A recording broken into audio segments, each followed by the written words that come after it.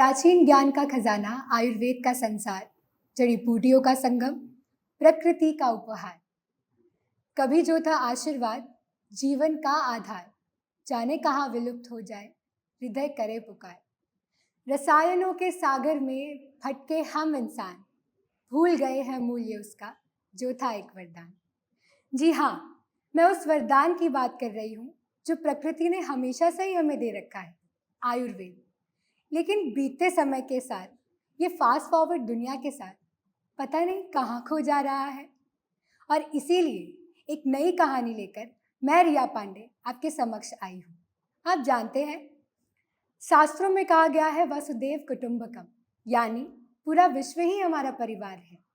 और विश्व को अगर हम परिवार माने तो उसका स्वस्थ रहना, सुखी रहना, उसकी जिम्मेदारी भी तो हमारी है। यही सोच और यही प्रेरणा के साथ जन्म हुआ वासु हेल्थ केयर का, जिन्होंने जिम्मा उठाया लोगों तक हेल्थ को नेचुरली पहुंचाने का। आज हमारे साथ वो शख्स हैं जिनके परिवार ने और जिन्होंने खुद आयुर्वेद को नज़दीक से जाना है, समझा है और पहचाना है। आज हमारे साथ है वासु हेल्थ केयर के डायरेक्टर मिस्टर सागर पटेल, जिनकी डेडिकेशन एंड लीडरशिप के कारण ही वासु हेल्थ केयर ने दुनिया भर में एक नई पहचान बनाई है। सिर्फ भारत में ही नहीं, दुनिया भर में हेल्थ एंड वेलबींग का एक नया प्रमाण दिया है। नमस्कार एंड वेलकम सर। वासु, नमस्कार to all my viewers. Thank you sir. सबसे पहले तो आपका बहुत बहुत थैंक यू आपका समय देने के लिए। इस पॉडकास्ट से दर्शकों को ज़्यादा से ज़्यादा लाभ हो, हमारा यही प्रयास रहेगा। अगर हम शुरू करें तो शुरू करते हैं कि सर वासु हेल्थ केयर, ये वासु नाम कहाँ से आया और क्या मोटिव था? हाँ, ये मैं थोड़ा हिस्ट्री से चालू करता हूँ। तो हमारा जो बैकग्राउंड है, हमारा फैमिली का बैकग्राउंड है, एग्रीकल्चर फैमिली से हम बिलोंग करते हैं। तो हमारे जो ग्रैंडफादर थे वो फार्मर थे और उनके साथ उनके ब्रदर थे जो आयुर्वेदा में थोड़ी प्रैक्टिस करते थे और डॉक्टर थे, वैद्यराज थे। तो उनकी इंस्पिरेशन से हमने आयुर्वेद में आने का नक्की किया और सोचा। तो उसके बाद हमने जब ये डिसाइड किया कि आयुर्वेदिक फील्ड में हमको कुछ प्रदान करना है, तो कंपनी बनाने का जो सोच आई, तो पहले उसका नाम लेना था। तो वैसे ही हम गुरुजी और सब जो होते हैं उनके पास गए, आलिद्रा में ब्रह्मचारी बापू के पास। उनके पास ये आयुर्वेद के लिए नई कंपनी कर रहे हैं, तो उनके पास सजेशन मांगा। तो उन्होंने वासुदेव करके नाम दिया कि कृष्णा जी के फादर का नाम है हमारे, तो उनके ऊपर से वासुदेव नाम आप रखे। फिर हमारे जो एल्डर थे उन्होंने डिसाइड किया कि वासुदेव नाम थोड़ा बड़ा हो जा रहा है, तो हम वासु को नाम में शामिल करते हैं और देव है वो हमारे इंटरनल और एक्सटर्नल कस्टमर है, उसकी पूजा हमें हर रोज करनी है। तो इस तरह से वासु फार्मास्यूटिकल पहले नाम हुआ और समय की जो मांग होती है उसके आधार पे हमने 2007 में हमारा नाम वासु हेल्थ केयर किया। तो सर विजन क्या था जो जब आपने शुरुआत किया, तो क्या विजन से करा था? विजन हमारा यही था कि हम आयुर्वेदा को ग्लोबली लेके जाना चाहते हैं। ये आयुर्वेदा को भगीरथ प्रयास है हमारा कि वर्ल्ड लेवल पर जो हमारी ट्रेडिशन है, इंडिया की one of the tradition is Ayurveda है, जो 3000 साल पुराना विज्ञान है, जिसको धीरे धीरे इंडिया और ग्लोबली पहचान मिल रही है। तो वो पहचान को एक मॉडर्न तरीके से कैसे हम देश के सामने और इंटरनेशनली प्रेजेंट कर सके, उसके लिए हमारी फैमिली ओन बिजनेस में है हम। तो हमारी फर्स्ट जनरेशन में हमारे विठल बापूजी का, फिर मेरे फादर हरिभाई और जयंती भाई, उन्होंने शुरुआत की सब ब्रदर के सपोर्ट से, और फिर उसमें हमारा कारवा बढ़ता गया और हम सेकंड जनरेशन में हार्दिक भाई की लीडरशिप में मैं, मीत भाई और नील भाई ज्वाइंट हुए।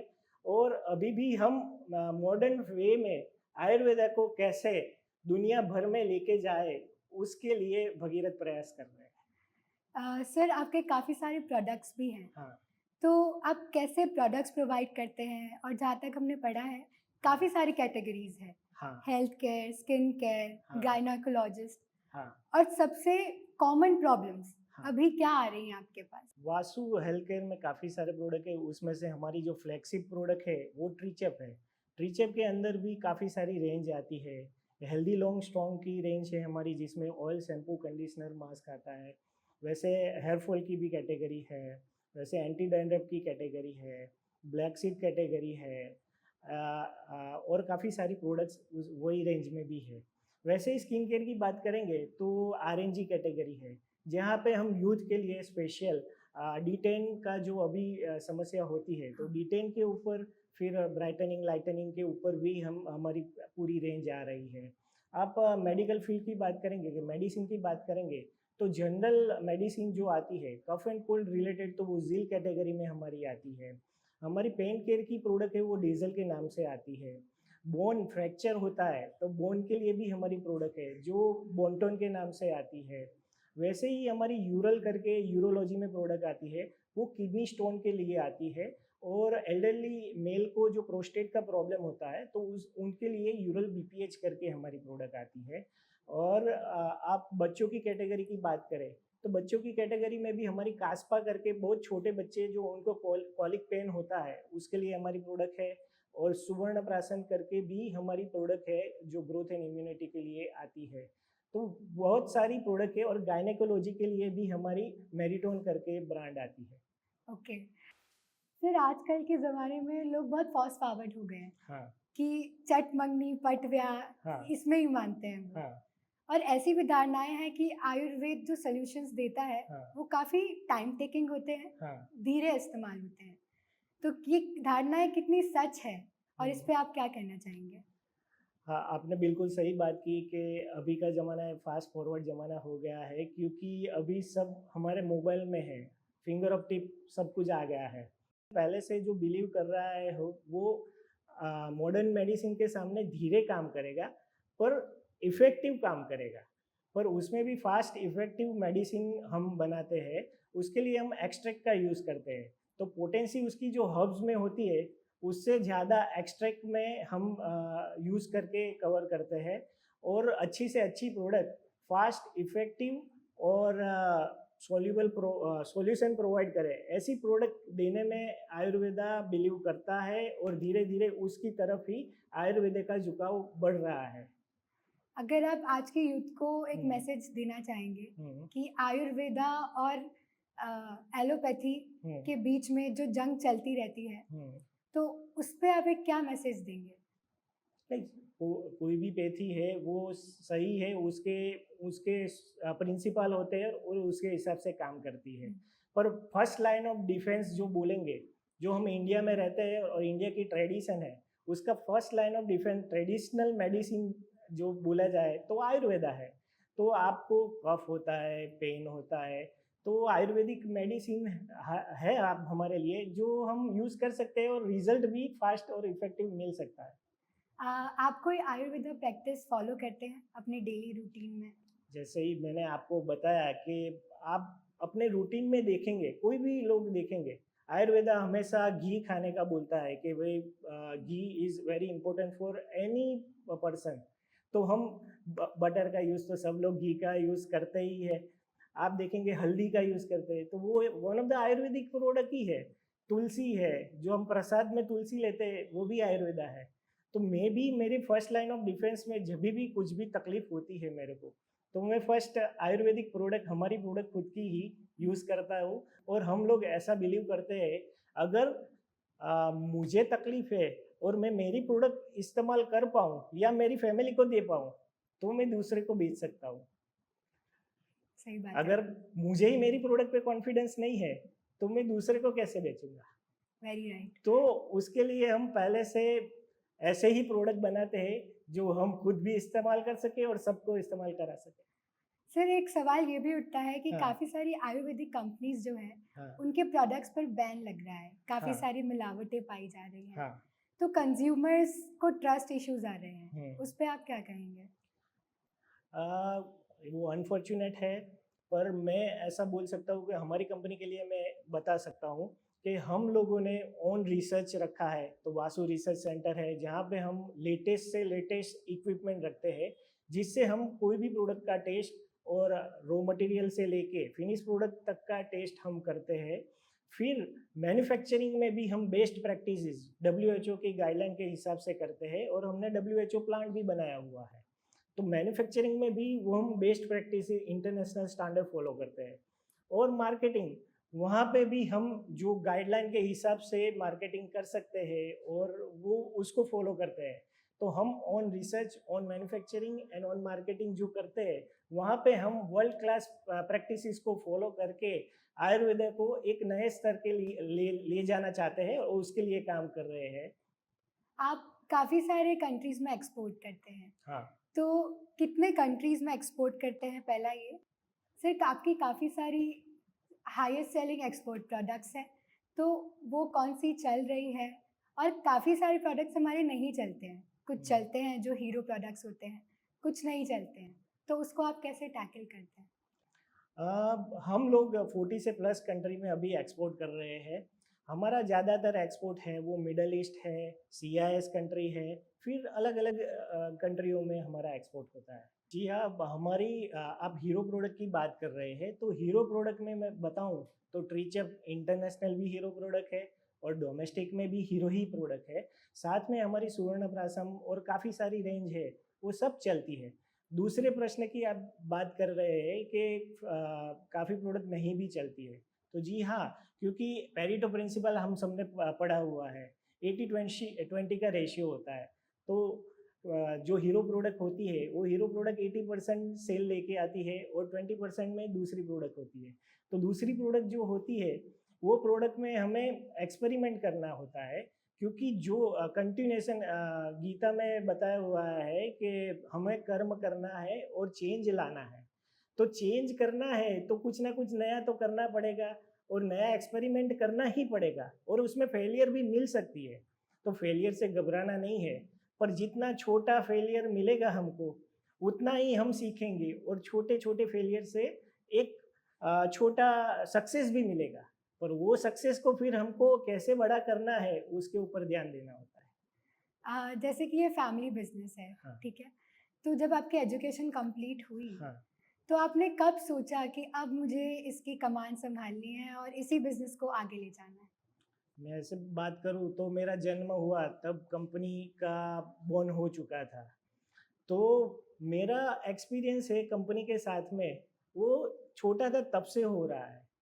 मैं 4 साल का था जब मैं पापा के साथ फैक्ट्री में जाता था, तो तभी मैं हमारी जो टैबलेट है उसको जेम्स समझता था और जेम्स के लिए मुझे खानी है ऐसा करके उनके पास से माँगता था। तभी पापा ना बोलते थे, तब मुझे पता नहीं चला कि क्यों ना बोल रहे हैं, ये जेम्स तो है तो फिर क्यों नहीं देते हैं। सही बात। पर ऐसे-ऐसे बढ़ता गया, फिर आगे उनके कॉन्फ्रेंसेस होती थी, तो मैं MR लोग आते थे, तो ऐसे कॉन्फ्रेंस में भी जाते थे, मैं, हार्दिक भाई, मेरे ब्रदर दूसरे, सब लोग जाते थे। वहाँ पे हम बैठ के सब सुनते थे कि कैसे सेल करना है, कैसे प्रोडक्ट बेचना है और कैसे टारगेट होता है।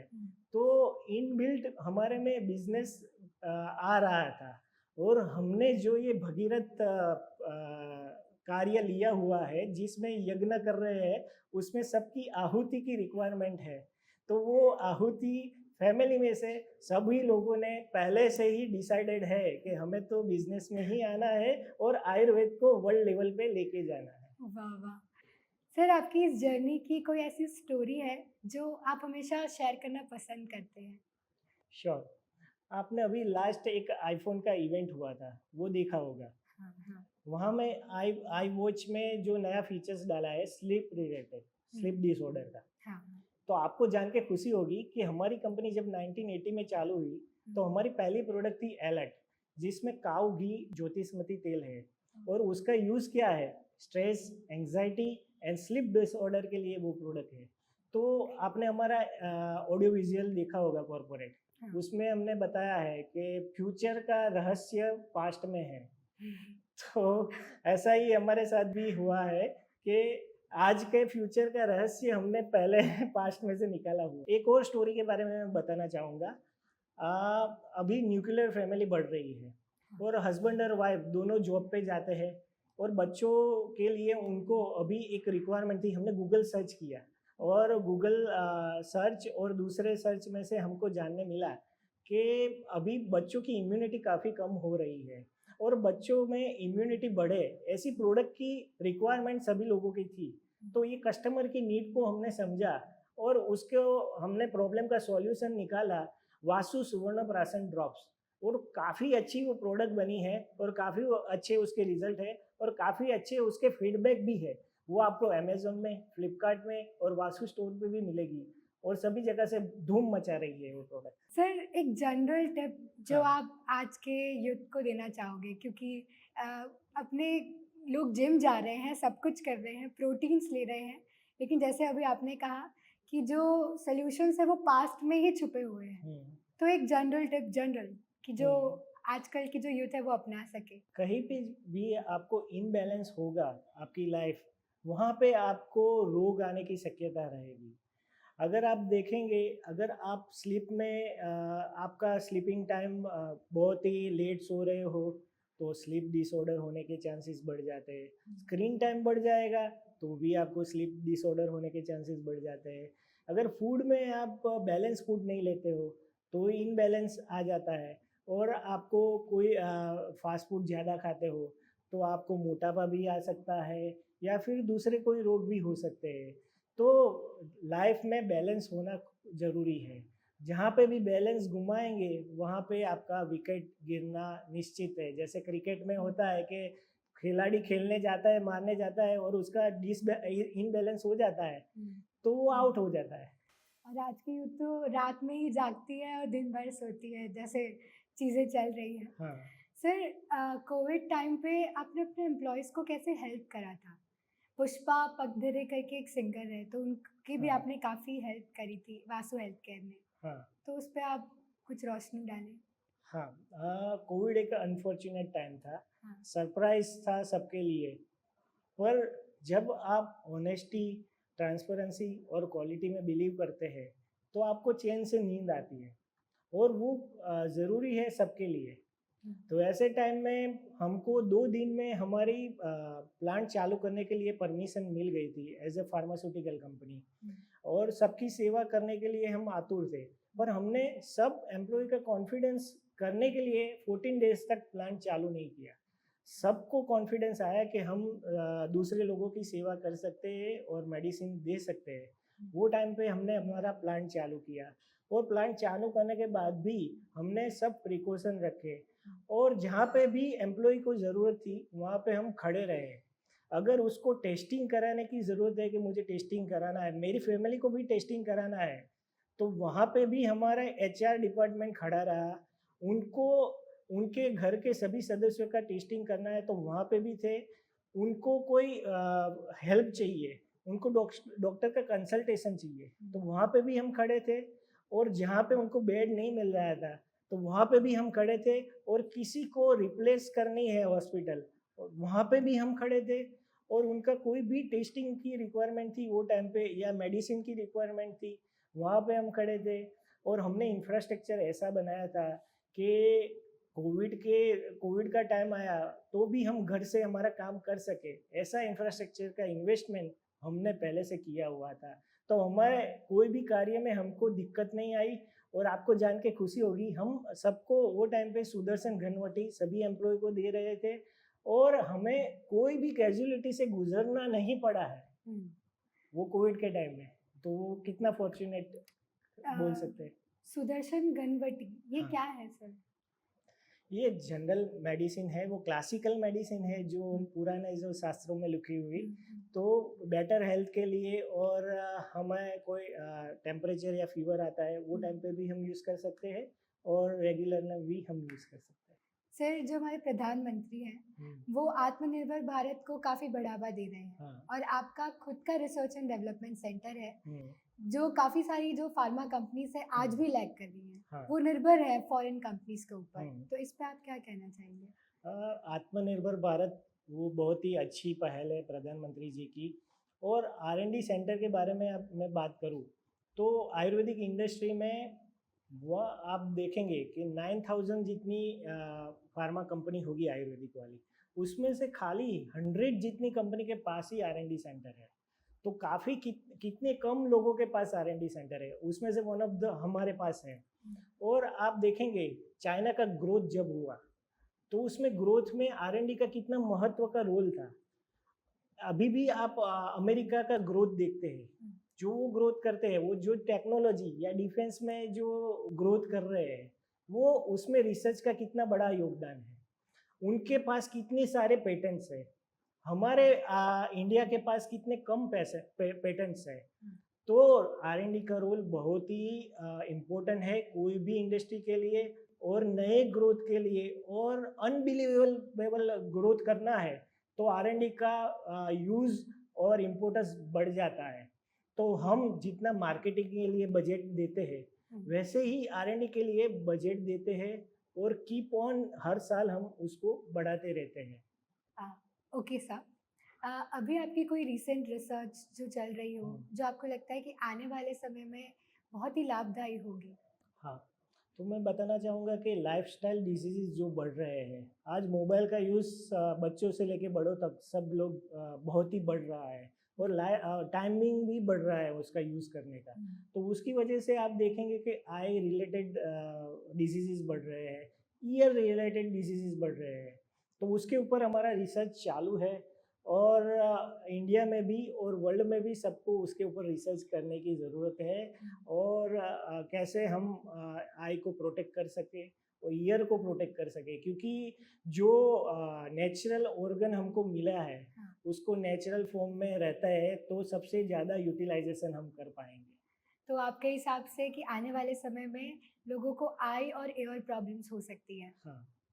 सर, आप एक सक्सेसफुल एंटरप्रेन्योर हैं और एंटरप्रेन्योरशिप में काफ़ी सारे अप्स एंड डाउन्स होते हैं।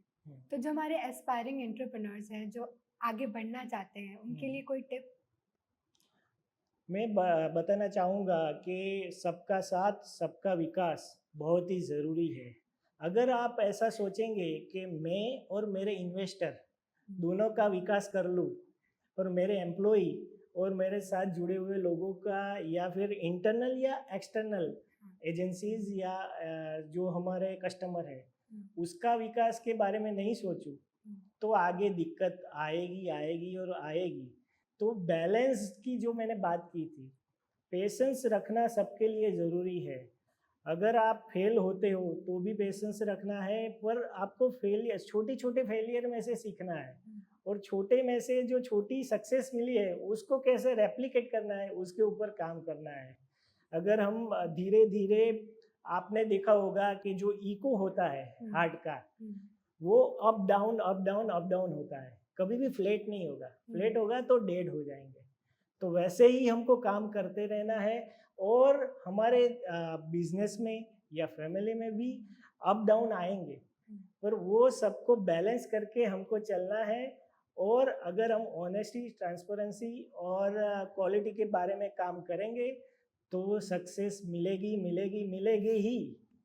Nice. Sir, family time and work life, हाँ। मतलब आजकल लोग वर्क वर्क कर रहे हैं और फैमिली साथ होके भी साथ नहीं होती है। हाँ। अगर हम 4 बैठे हैं तो हाँ। सब फ़ोन में लगे रहेंगे। हाँ। तो आप इस पे क्या बोलना चाहेंगे? अब मैं पहले प्रोफेशनल की बात करूँ तो काफ़ी सारी कंपनियां ऐसी होती है जहाँ पे 8 बजे तक अपना बॉस नहीं जाए तब तक उसके एम्प्लॉय नहीं जा सकते हैं। तो हमारे यहाँ पर जो ऑनेस्टी, ट्रांसपेरेंसी और क्वालिटी का कल्चर है, उस हिसाब से हम किसी के ऊपर कोई प्रेशर नहीं रहता है। 5:30 बजे का टाइम है तो 5:30 बजे जिसको जाना है, जिसका काम नहीं है वो जा सकता है, और जिसको रुक के अपना काम ख़त्म करना है तो वो ख़त्म कर सकता है। तो ये प्रोफेशनल बैलेंस की बात हुई। अगर आप फैमिली बैलेंस में बात करेंगे तो बच्चों के लिए आज जॉइंट फैमिली की ज़रूरत ज़्यादा है। लोगों को दादा दादी का प्यार मिलना चाहिए, साथ में रहने से उनको बॉन्डिंग आती है, क्योंकि अभी एक सिंगल चाइल्ड हो गए सभी के। तो जितना वो सबके साथ रहेंगे तो सबके साथ सीखेंगे, शेयरिंग का वैल्यू उनको पता चलेगा, और कुछ ना कुछ नया अपने एल्डर लोग हैं वो सिखा के ही जाते हैं। तो सबका साथ चाहिए, और उसमें फैमिली का बहुत ही इम्पोर्टेंस है। और मैं भी पूरा संडे का टाइम अपने फैमिली के साथ ही बिताता हूँ, और हर रोज़ थोड़ा टाइम तो हम स्पेंड करते ही है कि भाई मोबाइल को एक बाजू में रख देना चाहिए, थोड़े टाइम के लिए, और डिनर साथ में लेना चाहिए, और कुछ नया जो सीखा है आज का वो सबको डिस्कस करना चाहिए और सबके साथ रहना चाहिए। तो आप भी फैमिली टाइम में मानते हैं कि फैमिली हाँ, के बिना तो वर्क लाइफ भी अच्छे से नहीं चल सकती है। जो हम बैलेंस की बात करते हैं तो इनबैलेंस कहीं पे भी नहीं होना चाहिए। फैमिली में भी बैलेंस चाहिए और प्रोफेशनली भी बैलेंस चाहिए। तो मतलब आप अपने बच्चों के पीटीएम मीटिंग्स भी अटेंड करते हैं? सभी मीटिंग तो मैं अटेंड नहीं कर पाता हूँ, पर हाँ। ज़्यादातर मैं ऐसा ट्राई करता हूँ कि मैं मेरी वाइफ के साथ उसकी मीटिंग अटेंड कर सकूँ, और हर रोज़ सुबह में उसको बस स्टॉप पे छोड़ने की जवाबदारी मेरी है। ओके। सर, आपको क्या लगता है कि जो अपकमिंग एंटरप्रेन्योर्स हैं, उनको कहाँ से शुरुआत करनी चाहिए और आपने कहाँ से करी थी? किसी को भी शुरुआत जो करनी है वो बेसिक से करनी चाहिए। अप से डाउन कभी भी नहीं आ सकते, डाउन से अप कभी भी जा सकते हो। तो जो बेसिक पे जो काम सीखने को मिलता है, और मैं ऐसा बिलीव करता हूँ, कीप लर्निंग कीप अर्निंग। तो जितना आपको सीखने को मिले वो पहले के जो पीरियड है आपका 5 साल में, वो सीख लेना चाहिए, और सीखने के बाद उसका इम्प्लीमेंटेशन आपके नेक्स्ट असाइनमेंट में करना चाहिए। तो मेरी भी शुरुआत ऐसे ही हुई थी। हमारे कंपनी में ऐसा रूल है कि मैं एज ए ओनर हूँ, पर मैं एज ए डायरेक्टर ऐसे एंट्री नहीं ले सकता हूँ। सही बात। मुझे भी 5 साल का एक्सपीरियंस कंपनी में होना चाहिए। तो मेरी भी शुरुआत एज ए बेसिक एग्जीक्यूटिव से हुई थी, फिर मैं मैनेजर बना, फिर मैं डायरेक्टर बना। तो इसमें काफ़ी कुछ सीखने को मिलता है। टीम बिल्डिंग में आपको सीखने को मिलता है कि क्या क्या चैलेंजेस हमारे एम्प्लॉय की है, वो भी जानने को मिलता है। तो जितना आप बेसिक में सीखेंगे उतना ही आपको अर्निंग अपॉर्चुनिटी, आपका लर्निंग एंड अर्निंग बढ़ेगा। तो आप भी कह रहे हैं कि ग्राउंड लेवल से शुरुआत करना हाँ, चाहिए, भले वो आपका फैमिली बिजनेस हो या आप कुछ स्टार्ट करने वाले हो। Correct correct.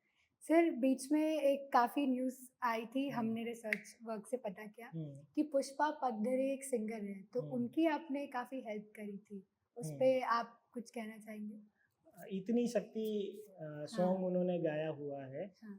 उसकी एक स्टोरी मैं बताना चाहूँगा हुँ, कि हमारा हमारे 4 यूनिट हैं। हुँ, सभी जगह पे मंडे को मॉर्निंग में प्रेयर होती है। प्रेयर से हम स्टार्ट करते हैं हमारा दिन, first day of the week, जिसमें हम इतनी शक्ति, वो प्रेयर हम गाते हैं, फिर नेशनल एंथम करते हैं, और फिर मैनेजमेंट या कोई भी जो लीडर है वो एक मैसेज देता है, और दिन की शुरुआत हम करते हैं, या कोई हमारा जो एक्सपीरियंस है या कुछ अच्छे न्यूज़ है वो सब हम शेयर करके चालू करते हैं। तो जब भी ये न्यूज़ हमने देखी कि भाई न्यूज़पेपर में सब में आया, तो एक जो ग्रेटिट्यूड है, जो हम जिसको हम हर वीकली गाते हैं, तो जब भी वो सिंगर को ज़रूरत है, तो हमें ऐसा लगा कि हमें एज ए उनको मदद करनी चाहिए। तो जो हमसे बन सकता है वो हमने एक ग्रेटिट्यूड के भाव के हिसाब से उनको हेल्प तो नहीं बोल सकते हैं, पर उनको कंफर्ट देने में हमने सहायता की।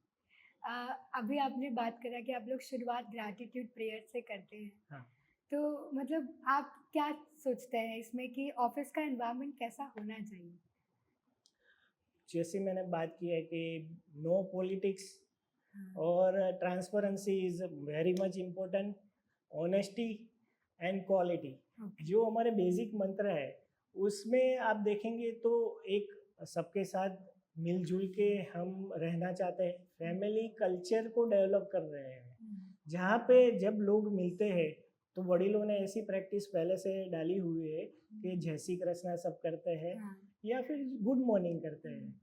तो वो प्रैक्टिस से आपका एक पॉजिटिव ऑरा चालू होता है। और ये जो अगर हम पॉलिटिक्स किसी का लेग पुलिंग नहीं करेंगे और ट्रांसपेरेंसी से काम करेंगे, तो आप सबका विकास सबका होगा और साथ में होगा।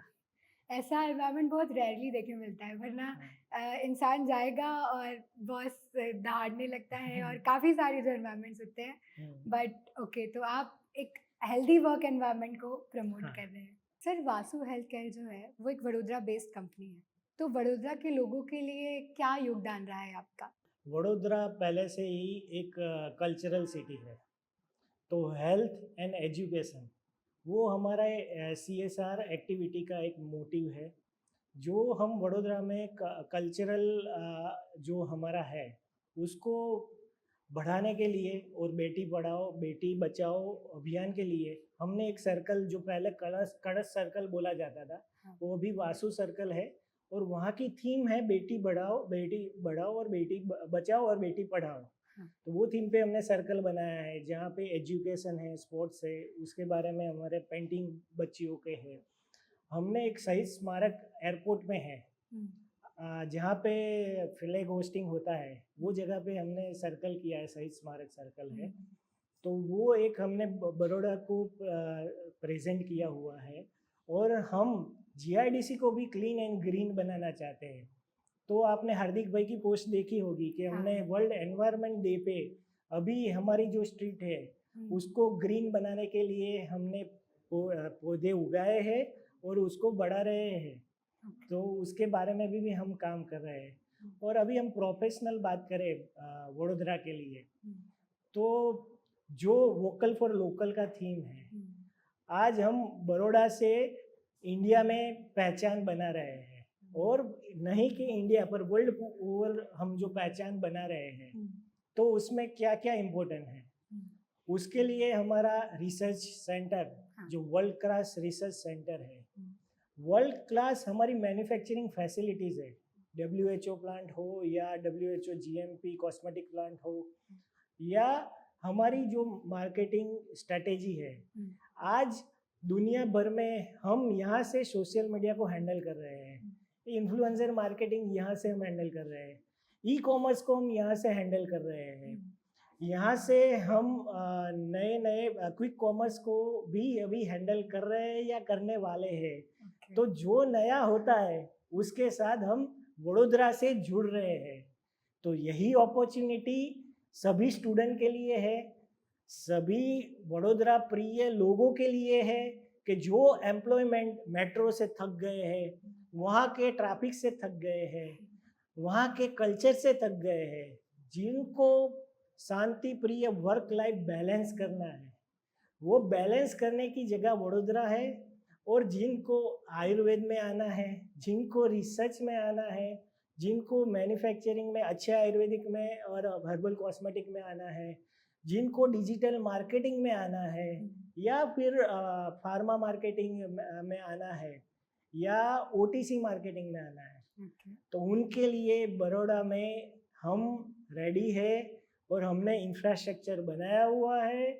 और मैं सभी वडोदरा वासियों को वेलकम करता हूँ। सर, आने वाले समय में आप वासु हेल्थ केयर को कहाँ देखते हैं? जैसे कि हमने बताया कि जो ये यज्ञ हो रहा है, और यज्ञ में सबको आयुर्वेदा की आहुति देनी है, तो हम वर्ल्ड लीडर आयुर्वेदिक फील्ड में बने, उसके लिए कार्य कर रहे हैं। और इसमें हमें सबका साथ और सहकार चाहिए, और उसमें सभी वुमन का भी चाहिए, सभी मेन का भी चाहिए, और सभी बच्चों का भी चाहिए। सबका साथ और सबके विकास के बिना हम ये कार्य को पूर्ण नहीं कर सकते हैं। तो मैं सबको आहुति के देने के लिए आमंत्रित करता हूँ। ओके सर, CSR की कोई स्टोरीज जो आप शेयर करना चाहते हो? बिल्कुल। भंडूरी हमारा नेटिव प्लेस है। हाँ। तो हमारे जो एल्डर है वो सब वहाँ पे पढ़े थे, वहाँ पे ही बड़े हुए हैं, और फिर बाद में वो राजकोट आए और फिर वडोदरा आए, तो उनकी काफ़ी सारी यादें जुड़ी हुई है। तो वो जब भी भंडूरी गए अभी थोड़े सालों पहले, तभी उनको रिक्वेस्ट मिली कि आप यहाँ पे पढ़े हो, तो हमारी जो स्कूल है उसका नया इंफ्रास्ट्रक्चर करना है। यहाँ पे अध्यतन लैब यानी कंप्यूटर लैब की ज़रूरत है। अच्छा, ओके। तो तभी हमने वो स्वीकार की चैलेंज, और वहाँ पे बेस्ट पॉसिबल वे में हम जो इंफ्रास्ट्रक्चर खड़ा कर सकते थे, वो एक इंफ्रास्ट्रक्चर किया। वो उसका सेटिस्फेक्शन है हमें कि अभी जो बच्चे पढ़ेंगे वहाँ पे, वो एक जो उनको लेटेस्ट टेक्नोलॉजी की ज़रूरत थी या लेटेस्ट इंफ्रास्ट्रक्चर की ज़रूरत थी, वो हमने प्रोवाइड किया। वैसे ही मैं बात करूँ तो छोटा उदयपुर में नसवाड़ी करके गांव है। हाँ। वो गांव में एक मारुति चैरिटेबल ट्रस्ट है। वहाँ पे सब जितने भी गरीब पेशेंट आते हैं उनको कभी फ्रैक्चर आजू बाजू के गांव में 50 किलोमीटर के आजू बाजू के गांव में फ्रैक्चर हो जाता है तो वो वहाँ पे एक्सरे कढ़ाने आते थे, पर उनको अत्याधुनिक एक्सरे मशीन की ज़रूरत थी, तो वो नहीं था तो उनको बराड़ा तक आना पड़ता था। तो वो हमने देख दिया, तो आज काफ़ी अच्छे से वो उसका यूज़ हो रहा है और हम लोगों की सेवा में अपना CSR फंड यूज़ कर पा रहे हैं, उसकी मुझे खुशी है। साथ में मैं ग्रेटिट्यूड के बारे में थोड़ी बात करना चाहूँगा। ये एक CSR भी एक ग्रेटिट्यूड ही है, वैसे ही कंपनी में भी हमारा एक ग्रेटिट्यूड का भाव रहता है। तो उसकी मैं बात करूँ तो क्या आपको लगता है कि 25 साल काम करने के बाद कंपनी को एम्प्लॉय को ग्रेटिट्यूड देना चाहिए, ऐसा आपको फील होता है? क्योंकि अगर आप 80 साल की आपकी उम्र देखें तो 30% आप 25 साल आप वहाँ पे बिताओगे, हाँ। तो उसको ग्रेटिट्यूड मिलना चाहिए, ऐसा लगता है आपको? जरूर सर, जरूर। अगर आप अपना एक टाइम पीरियड आप वहाँ पे हाँ। दे रहे हैं तो उसको ग्रेटिट्यूड के भाव के हिसाब से हम उसको 10 ग्राम गोल्ड देते हैं 25 ईयर्स कंप्लीट करने के हिसाब से। 5 साल कंप्लीट होता है तो उसको 50 ग्राम चांदी मिलता है, 10 साल, फिर 15 साल, 20 साल के हिसाब से उनको मिलता है। तो एक हमारा ये ग्रेटिट्यूड देने का हमारा एक तरीका है। दूसरी मैं बात करूँ कि आपको लगता है कि कोई प्यून या फिर फूड बनाने वाले कुक है, उसको इंटरनेशनल टूर पे भेजा जाना चाहिए? ये नया सवाल है बड़ा। वैसे तो देखने को नहीं मिलता है, लेकिन इसके पीछे भी कोई स्टोरी है? हाँ, मैं आपको शेयर करना चाहूँगा कि मार्केटिंग होता है या प्रोडक्शन होता है, वहाँ पे टारगेट होता है और टारगेट के सामने आप अचीवमेंट करते हो तो आपको कुछ रिवॉर्ड मिलता है। जैसे रिवॉर्ड सभी जगह पे होते हैं, तो कभी कभी इंटरनेशनल टूर भी किसी को मिलती है या डोमेस्टिक टूर भी मिल सकती है या कुछ रिवॉर्ड या अवार्ड मिल सकता है। पर जो आदमी 25 साल से आपके आगे प्यून का काम कर रहा है, 20 साल से फूड बना रहा है, उसको रिवॉर्ड की अपेक्षा होती है? हमने अभी सोचा नहीं होगा।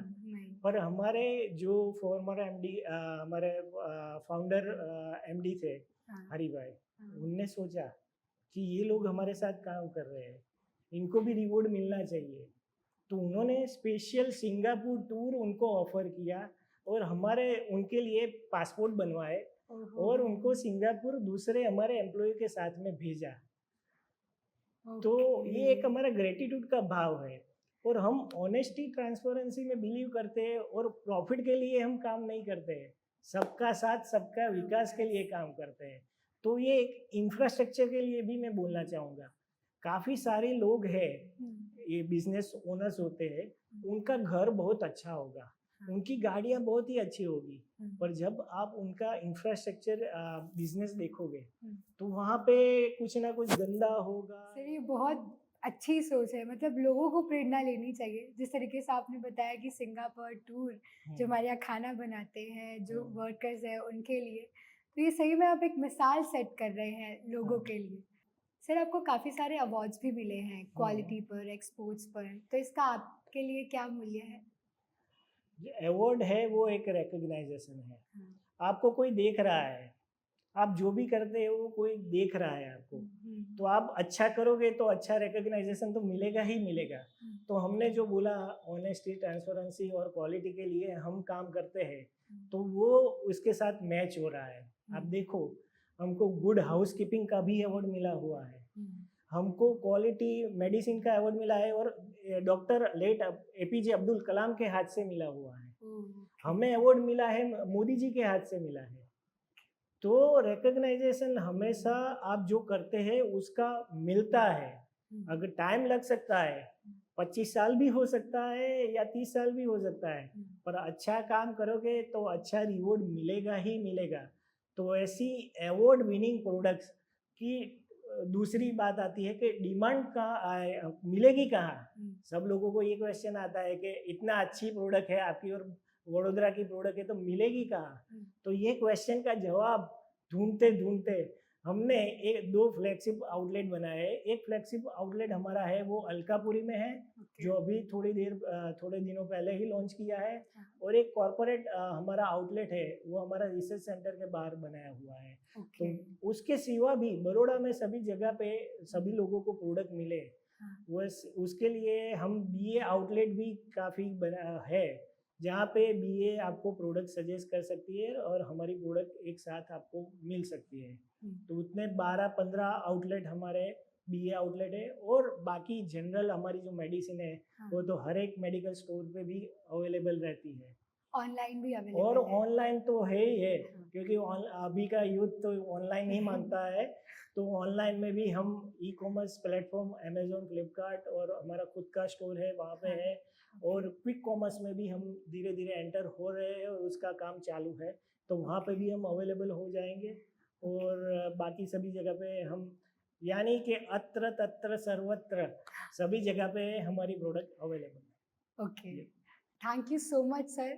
सही में आपसे बात करके बहुत अच्छा लगा। जो वाइब आप होल्ड करते हैं, जो वासु हेल्थ केयर टीम जो एक एनवायरनमेंट होल्ड करता है, वो सही में प्रेरणादायी है। आज के युग में अपने वर्कर्स के लिए इतना कुछ कौन कैसे चलता है। सबका साथ, सबका विकास, सही में ये जो स्टोरी है ना, वो ज़्यादा से ज़्यादा तक पहुँचे, हम यही प्रयास करेंगे। सो बहुत बहुत धन्यवाद।